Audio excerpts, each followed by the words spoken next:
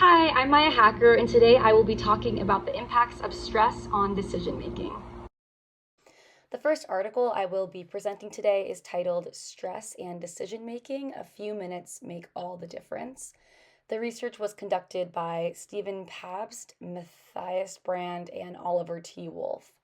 In this article, researchers wanted to understand how the timing of stress can affect decision making. They looked at two theories that focus on the stress response. The first theory is about the sympathetic nervous system. The authors hypothesized that the quick increase of norepinephrine and dopamine in the sympathetic nervous system can increase our alertness, improving decision making. The second theory they tested looks at the HPA axis, which releases cortisol when we are stressed, and it's a slower stress response. And the idea is that when cortisol levels are high, it can impair our thinking and lead to more risk taking. The authors hypothesized that stress early on can improve decision making, while stress later on would lead to more risk taking behavior because this is when cortisol is high. Specifically, they hypothesized that participants who were tested 5 minutes after stress exposure would make better decisions. Those tested 18 minutes after stress would start to make worse decisions, and those tested 28 minutes later would make risky decisions. For their study, researchers included 40 healthy male participants who were 18 to 34 years old. Some of the requirements before the study were that participants cannot exercise or drink alcohol 24 hours prior, and they cannot eat or drink 1 hour before the study. The reason for these requirements was to control any outside variables, as exercise and alcohol can raise cortisol levels and eating can change cortisol levels. This study was a controlled lab experiment.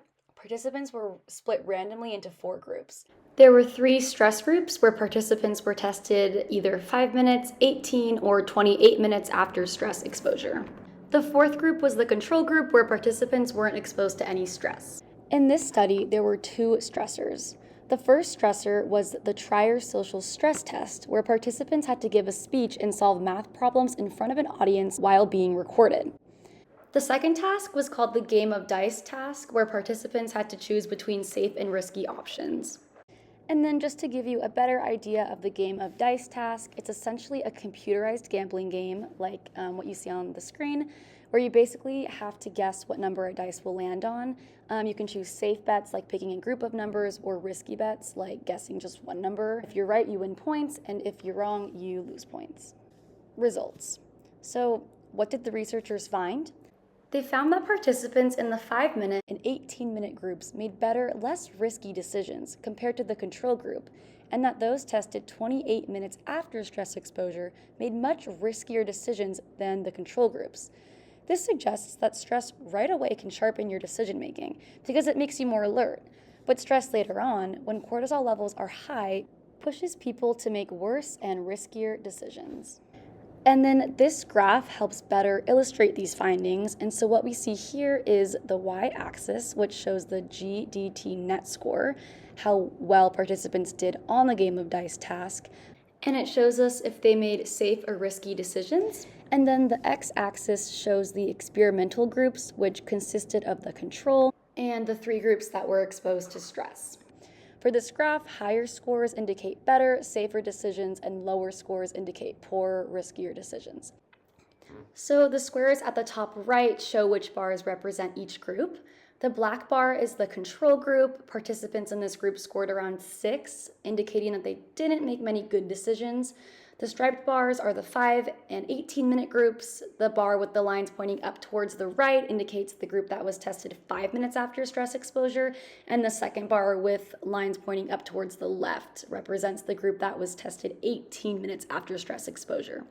And so what you can see here is that the 5-minute group did slightly better than the 18-minute group with a score of about 14, while the 18-minute group scores around 13. And lastly, the skinny white bar represents the group that was tested 28 minutes after stress exposure. And you can see here that they performed the worst. Their decisions dropped below the control group at about -1, which tells us that this group made the most amount of risky decisions.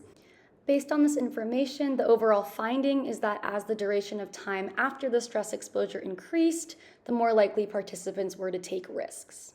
Overall, the results support the hypothesis that the timing of stress does in fact impact decision-making, and that stress early on leads to better and safer decision-making, while stress later on leads to risky decision-making. Researchers also found that cortisol levels did in fact increase stress, supporting their second hypothesis. The next article I focused on was increased risk-taking in relation to chronic stress in adults, and the research was conducted by Sakato, Kudelka, and Schwerin.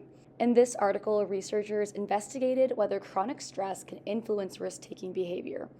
The theories being tested were from the STARS model, which stands for Stress Triggers Adaptive Risk Seeking, which says that stress increases riskier behavior if the risky options serve as a chance to get out of the stressful situation.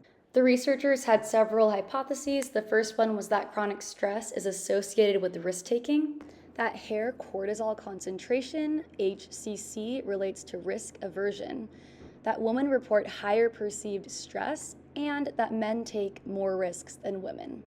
This study included 195 adults, ages 18 to 33 years old. Requirements before the study were that participants had to be healthy adults with no psychiatric disorders. Aside from the games, about 52 participants volunteered their hair samples so that the researchers could measure their cortisol levels. This was a correlational study. Participants all engaged in the same tasks. They were first required to complete a lottery task, and in this task, participants were shown 25 risky lotteries, of which they could choose between either a safe or risky option.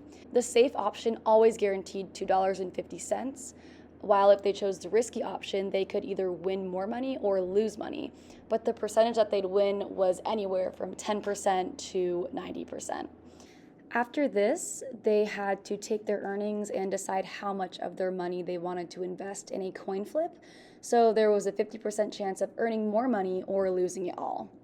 After completing this task, which researchers called the financial investment task, participants had to rate their general willingness to make risky decisions on a self-report scale, and they also had to complete the Trier Inventory for the Assessment of Chronic Stress, which is a self-report questionnaire. Results. So this is a correlational table showing the correlation between stress and risk-taking. The first three rows are the behavioral variables, which are then followed by the stress variables. Across the top are the results for participants overall, women and men. R indicates the correlation coefficient and P represents the p-value. For the p-value to be significant, it has to be less than 0.05. For risk-taking frequency in the TICS questionnaire, R is 0.18 and the p-value is 0.006. For women, the correlation was stronger. R is 0.29 and the p-value is 0.004. For men, R is 0.20 and the p-value is 0.017. All of these numbers are significant, which indicates that higher stress leads to risky choices, and this was especially strong for women. For self-reported risk in TICS, results were only significant for women. R is 0.24 and the p-value is 0.014, which indicates that only for women, those who reported higher stress also reported that they were more willing to take risks.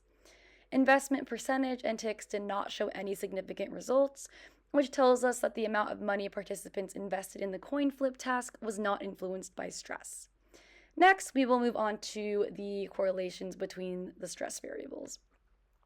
For risk-taking frequency and hair cortisol, none of the results are significant, which means that cortisol levels didn't influence whether or not people made risky choices.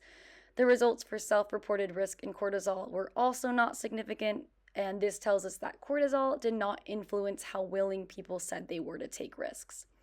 For the investment percentage, neither the overall group or the women showed significant results. For males, R is 0.31 with the p-value of 0.060, which is almost significant. So this could mean that higher cortisol could potentially cause men to engage in risky investments. And lastly, the correlation between the TICS questionnaire and cortisol was not significant, which indicates that there was no link between self-reported stress and cortisol. Participants' biological stress did not impact their self-report measures of stress. Results support two of the three hypotheses. Chronic stress was positively linked to taking risks, and men took more risks than women, as researchers predicted.